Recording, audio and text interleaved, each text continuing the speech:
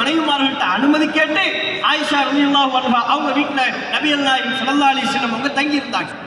அந்த அளவிற்கு நேர்மையை கடைபிடிக்கக்கூடியவர்கள். இருந்தாலும் பெண்களின் குணம் என்கிற அடிப்படையில் தம்முடைய கணவன்மார்களிடத்தில் அதிக உரிமை எடுத்துக் கொள்ளக்கூடிய பண்பு எல்லா பெண்களிடத்திலும் இருக்கின்றது என்கிற அடிப்படையில் ஆயிஷா ரலியல்லாஹு அன்ஹா அவர்களுக்கும் இருந்தது. அப்ப ரசூலுல்லாஹ் சொல்றாங்க, அல்லாஹ்வின் தூதராகிய நான் உனக்கு எதையும் அநியாயம் இழைத்து விடுவேன் என்று நீ நினைக்கிறாயா?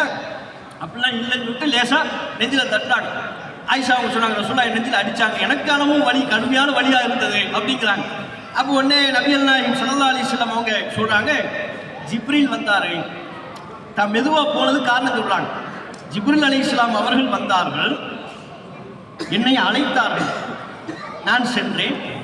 மையவாடிக்கு சென்று அங்கே குறிப்பிட்ட பிரார்த்தனையில் ஈடுபட வேண்டும் என்று ஜிப்ரீல் எனக்கு சொன்னார். இது அல்லாஹ்வின் உத்தரவு என்று சொன்னார். இன்ன ஜிப்ரீல அத்தானி, ஜிப்ரீல் என்னிடத்தில் வந்து இன்னென்ன செய்திகளை சொன்னார், அதற்காகத்தான் நான் தெரியாமல் சென்றேன். அப்போது கூட நபிகள் நாயகம் ஸல்லல்லாஹு அலைஹி வஸல்லம் அவங்க சொல்றாங்க, வதனன்து அன் கத்